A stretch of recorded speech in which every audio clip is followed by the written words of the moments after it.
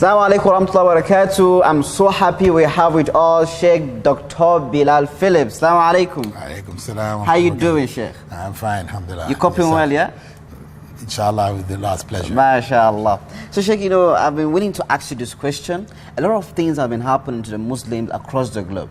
I want to know your views on them. For instance, the Muslims in Myanmar, what are your views on them? What is happening? What do you think, how can we help?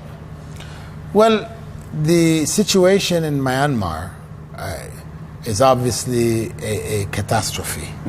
Muslims are suffering, as perhaps most Muslims around the world, do experience difficulties, problems, etc. But the suffering there is particularly terrible. Of course, Syria is similar situations happening, but open war situation. But Myanmar is, as they're saying, the UN is saying, it is ethnic cleansing. It's basically just removing that Muslim element, that group, from the country, from Burma altogether. And the process is one in which violence is unleashed against them. Women are raped, homes are burnt, cities, towns burnt down, all of their businesses, etc. You see the pictures are very, very saddening, tear-jerking pictures that we see on the news, whether it's Al Jazeera, CNN, or BBC, whatever. It's very, very unfortunate. And people's concern, what do we do?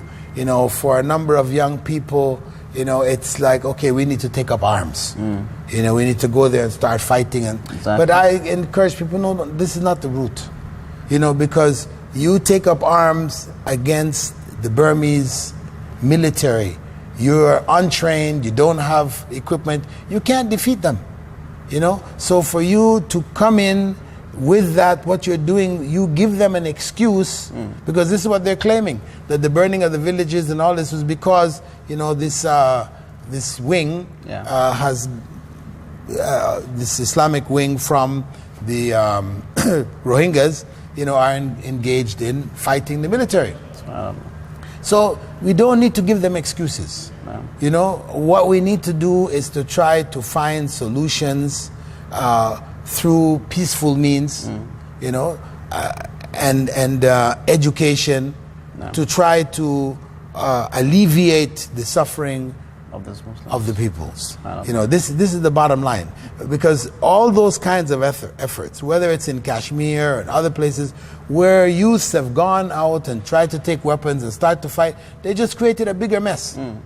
In the end, it becomes a chaos. So my advice is that we try to help them in terms of resettling them. Okay, alhamdulillah, Bangladesh has agreed to give them an island. Inshallah. Then we need to try to give the support that they can rebuild their lives, etc. And then the powers that be, they're the ones who have to make this change. Because that kind of change, what's going to cause, the Myanmar government to accept these citizens back into their country, because they're citizens of Burma. Of course we say it's, they should not be pushed out, but they have been pushed out. What do? We have to deal with that circumstance. So, but it's through the UN, through Muslim countries coming together that something can be done. Because realistically speaking, if we have the situation in Palestine, that's been going on for how long? Palestine has the third of the most holy places, three most holy places in Islam, right? Holy masjids, and we're not able to liberate it.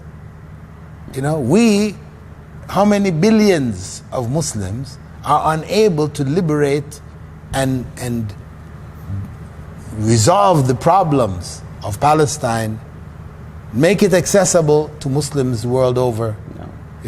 Masjid al-Aqsa, as Mecca and Medina are accessible.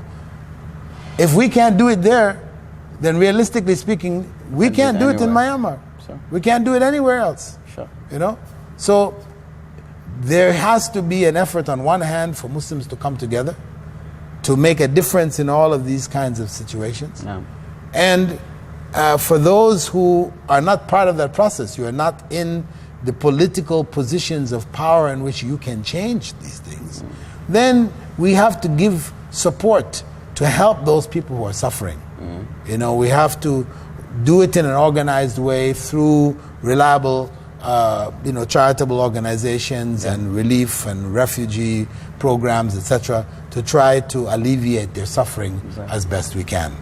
You know, and we ask Allah subhanahu wa ta'ala to forgive the weaknesses and the deficiencies of Muslims globally.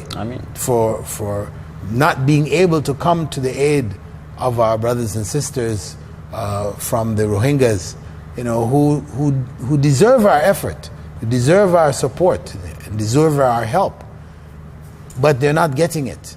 We ask Allah to forgive our weaknesses and to bless those amongst us that have risen up to try to do something, and to also give peace and comfort to our Muslim brothers and sisters of the Rohingyas, you know, in this time of trial, this hour of difficulty, because there is no difficulty which can be alleviated except that which has been alleviated by Allah.